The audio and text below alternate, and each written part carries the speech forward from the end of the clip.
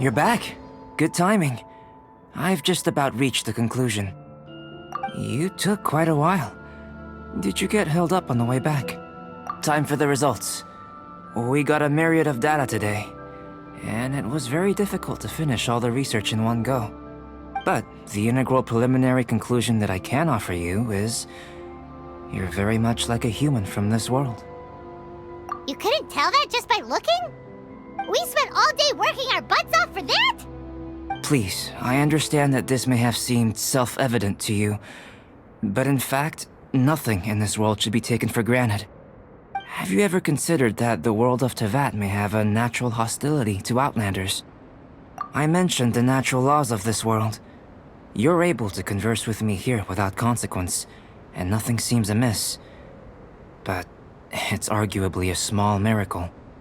The only other life form that, like you, has come here from afar is the seed that I mentioned. Under the effects of Teyvat's natural laws, it isn't even able to sprout, let alone bloom. But after I observed you, I had another idea. Imitating you helped to inspire my alchemy. And so... Whoa! It looks like something's appearing! The transition from nothing into something, from shoot to stem, and now to fruition. Is not nurturing otherworldly life also nurturing the world itself? Aww. It would seem that that's as far as we go. A transient bloom of incomparable beauty. Life's proudest achievement. Paimon thought with all our efforts, it might have bloomed forever, and it didn't even have any fruit. Life is a manifold tapestry of free entities. Its value shouldn't derive from how long it stays with us. Even a momentary burst is precious. A short life can be well lived. A life lived efficiently, lived to perfection, is necessarily one unburdened by loneliness. So, do you understand what I meant about us conversing here arguably being a small miracle?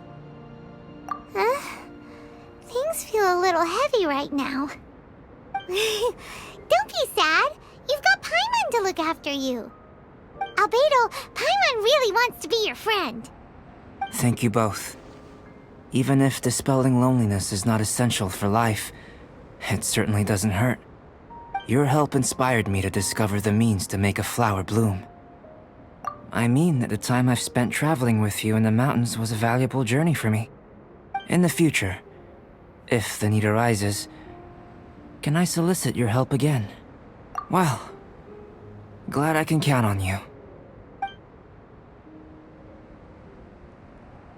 I made a point throughout of telling her how ordinary the results were. But what was that sediment I saw forming at the bottom of the vial? It should not have been there. What could it mean?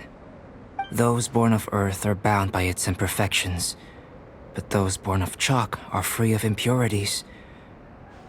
You and I are alike, both composed of a substance that has yet to be fully defined. If, one day, I lose control, destroy Mondstadt, destroy everything, can I rely on you to stop me? Hey, let's go see Timaeus! Paimon has a favor to ask him.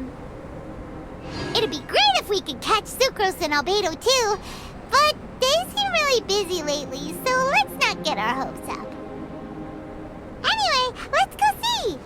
Something that catches your eye. Hey, Timaeus! Is that Albedo? Why is he leaving?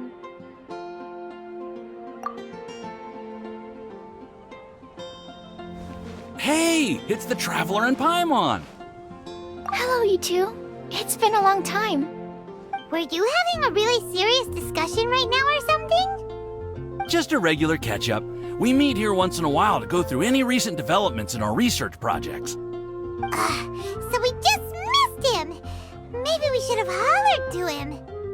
He didn't look in the best of moods just now, though. Was he upset about something? If so, he probably wouldn't have been in the mood to help out anyway. Upset? You mean Albedo? Yeah, he wasn't looking his usual self. Upset. Uh-oh. I wonder if... What are you looking at me for? I wonder if Timaeus' research topic is... so boring that Albedo finally snapped. Surely not. It's not that boring, is it? Nah. Anyway, Paimon wanted to ask you for a favor, Timaeus. A favor?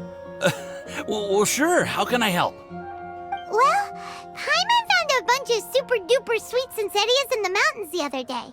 But if Paimon eats them all, then they'll all be gone, so Paimon isn't ready to finish them all yet. Paimon was thinking maybe you could make a device that you put fruits in and it turns them into juice. That way, they'll be preserved for as long as Paimon needs. Oh, yeah, I'm afraid that sort of thing is a little... Huh? Seems pretty straightforward to Paimon. Can't you do it? Paimon, I'm afraid you've entered into the realm of the weird and wonderful with this one. Okay. So how about you, Sucrose? Any idea? I'm sorry. It doesn't sound like it falls within my area of expertise. I could give it a try if you really want, but I'd probably just end up giving all your precious fruits arms and legs.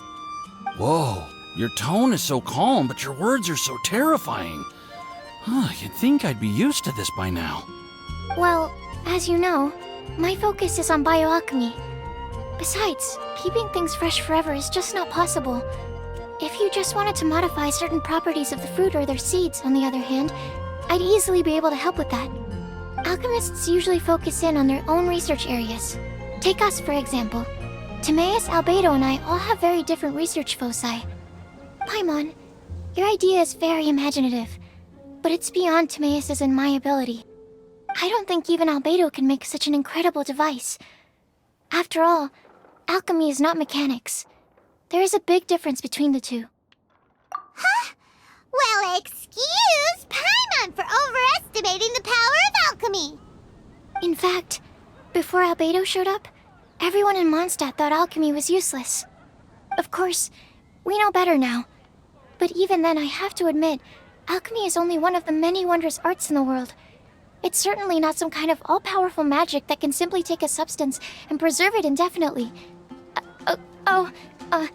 Sorry. That wasn't meant as a criticism against you personally. Paimon just wanted some fruit juice. What's wrong with that? Oh, of course, these are just Timaeus' and my subjective opinions on the matter. If you're really intent on pursuing this wondrous device, you can try your luck asking Albedo. But I wouldn't get your hopes up. If he has no idea how to make one either, you'll have to give up on the idea.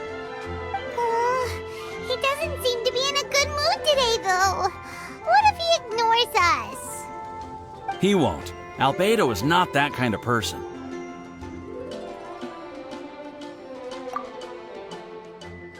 Hey, so where is Albedo heading to anyway? Dragonspine?